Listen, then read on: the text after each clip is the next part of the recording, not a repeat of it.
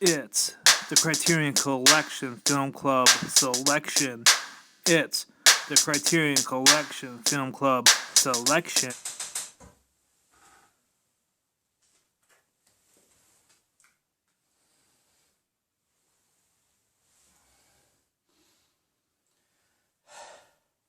Oh, I'm sorry. I didn't see you there. I just got done watching Bergman's Wild Strawberries, and I felt that maybe we should discuss it. Special thanks to the YouTube channel, the Criterion Film Club. I love clubs like these. If it wasn't for them, my film IQ would still be that of a Michael Bay fan.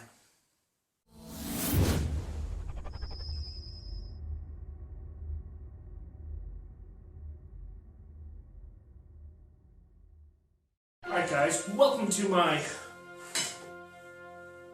Not So Wild Strawberries review by Mr. Bergman.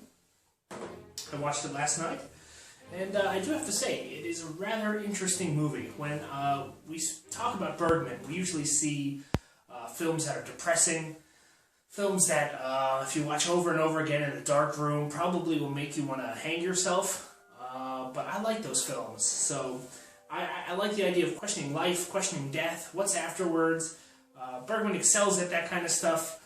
That's the kind of stuff I really enjoy. Much like the movie The Gray, where it has a very gray, dark ending. Just the kind of stuff that I really enjoy. But Wild Strawberries, on the other hand, is a different kind of movie, and I also enjoy it. Basically what we have here is Professor Borg, right here.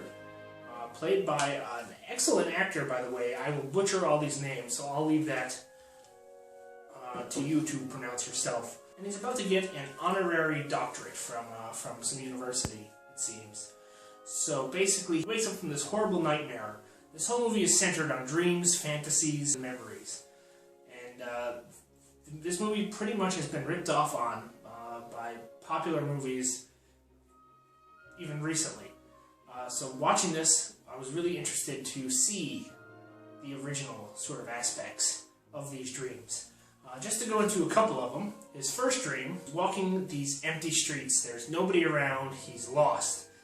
And meanwhile, throughout this video, throughout this movie, he's narrating all these dreams. He keeps looking at the clocks, the clocks have no hands on them, he's feeling lost, he's feeling alone, and then all of a sudden this carriage pulls up, and it's a hearse, pretty much.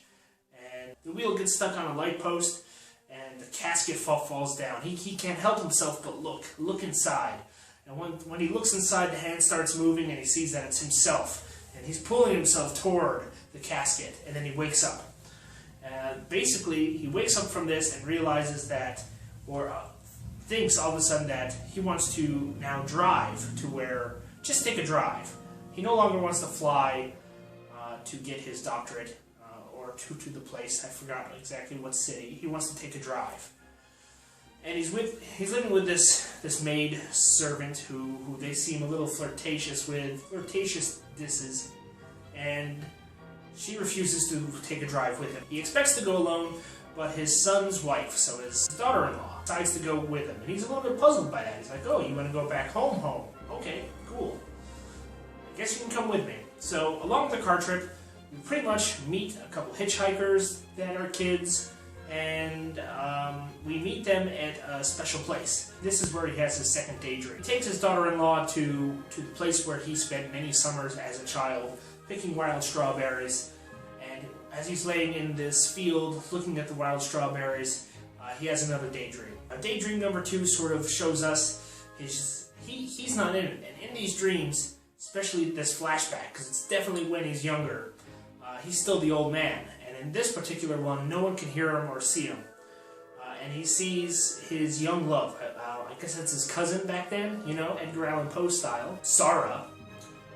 And she's picking strawberries for their uncle. I guess it's their uncle's birthday, or name day. And his brother comes along and hits on her, and she sort of likes it, and she's a little regretful, you know. Basically, he witnesses her adolescent infidelity. You know, she kisses him while she's going out with Isaac Borg, and His brother comes along, sweet talks her, and they kiss. Sees that he's pretty much unsuccessful to woo her, and how his brother is a little bit more outgoing, a little bit more enjoying of life, and he's the nice, proper kid, which we never get to see in the film. So he wakes up and finds these three hitchhikers. One who's played by the same actress who plays Sora in the flashback. And she's young and full of life, and she's with these two dudes that he both has affection for. She doesn't know who she wants to go out with, but it's pretty much a fun trip. One of the most interesting parts about this trip is their religious discussion while they're outside having lunch. Bergman really likes to delve into the religion of certain things. And what I noticed here, as opposed to The Seventh Seal, which came out the same year as this, in The Seventh Seal you have a guy playing chess against death. I mean, it speaks for itself. He's pretty much questioning all kinds of things about death, all kinds of things about life. In this one, not so much. Professor Borg here makes a speech at the table, recites a poem that he finds God in nature. So he seems pretty happy or content with God, but the other two younger characters are fighting whether or not God exists. I mean, literally, they actually get out and fight to no avail. Now, the third dream, which I find the most interesting, which you definitely talk about, happens when he's daydreaming inside the car. And in this dream, we basically see him. Looks like he's performing some basic test. I mean, he's a doctor, so he should know this stuff. But when he looks through the microscope, he can't see anything. When he looks at the board to recite the doctor's profession, he can't understand it. It's like it's in another language. And then his final test is to diagnose the patient, and he thinks the patient's dead, and pretty much the patient gets up and laughs at his face. So it's definitely a fear of failure dream, and I've definitely had those before. This movie's great for that aspect. He actually makes dreams almost seem real. It's not just a flashback, but it's actually part of the film's dynamic.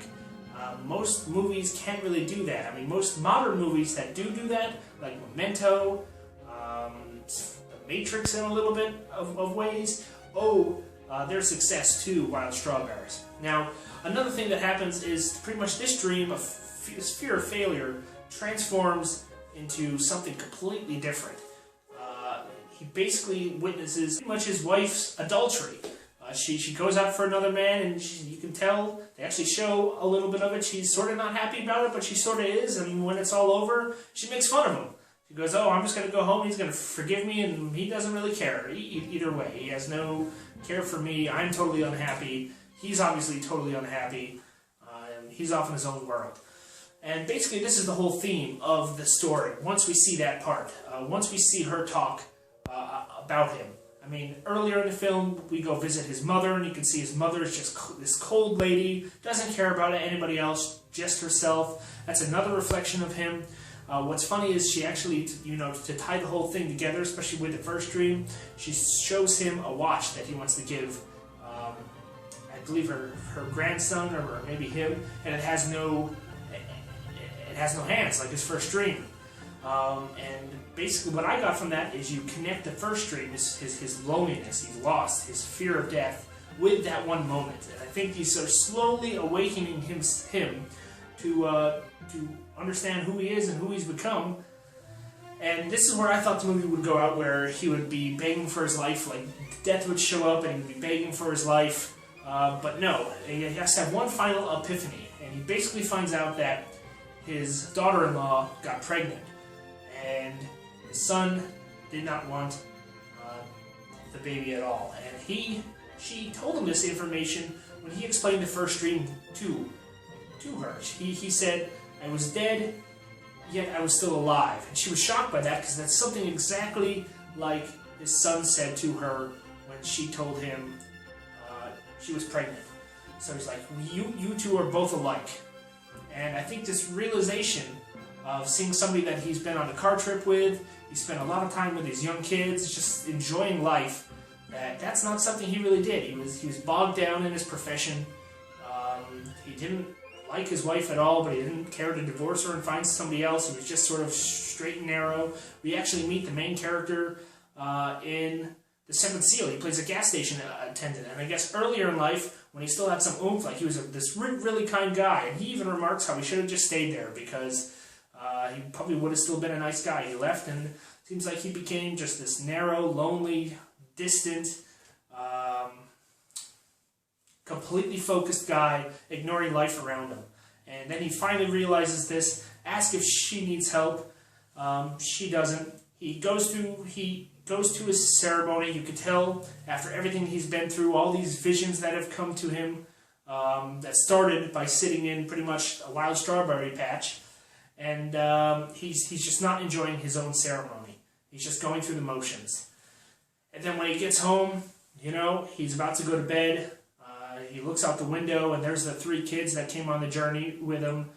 They're saying goodbye to him. They had a great time. They think he's the best thing in the world. I mean, this was a spontaneous trip that he made. This is not something he would normally do. Everybody's really shocked. I think he was shocked at himself. This trip, this spontaneous trip out, this car trip, took him to a lot of places that he remembered, and he just had a great time. He really enjoyed life, and I think that's the whole point of it. Is to sort of don't let your profession or your hobby just lead you down a path where you're not enjoying life anymore. And the kids say goodbye. I thought what was a really touching moment is when Sarah, the girl, the same actress, but they keep the same names just so you can get the hint a little bit easier, which is weird for Bergman. But she says, "The man I really love is you." Sort of playfully, and she goes, "And don't forget that." And he's like, "I'll remember." That was kind of a touching moment. I really enjoyed that. I think it's a Bergman movie with a happy ending like that. But it gets better, actually, with his final dream. He goes to bed, he calls his son in, says, "Hey, don't worry about the loan that I have," but he doesn't want to hear it. And he goes, "Okay, well, what about you and your wife?" And he pretty much said, "We'll work it out." So he's very happy. He has another dream where he's young again, except it's still his old self. And he's at that summer house, and he goes to try to find his parents, and he sees his mom and dad. They're fishing out in the pier. It's a happy family. They're enjoying life, and he smiles. And at the end of the movie, his face is glowing. His face is lit up, and he's smiling right before he goes to bed. It's probably the first time he's done that in a long time. So the movie's very uplifting. I was very surprised with that. There's some great imagery here, and I want to go into more detail about some of the dreams that he had, especially with the girl that he used to love, actually shining his face in the mirror, saying, "Look at yourself." It's very deep. This movie I could definitely go back to over and over again to pick out new things from it. Really enjoyed this movie, and if you want to pick up a movie for your Criterion collection, I highly recommend Wild Strawberries. Great movie, uplifting, makes you think not only about the movie itself, but it transcends it into your own life. And when movies do that, man, it's great. Bergman movies usually do that, and you usually get depressed. But this one, I felt good about myself at the end. So I appreciate you watching this review.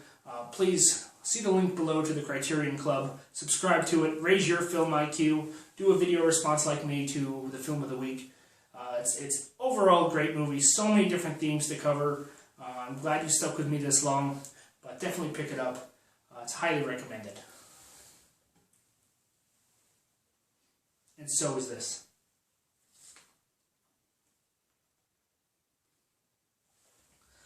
I remember my childhood when I wasn't such a dick.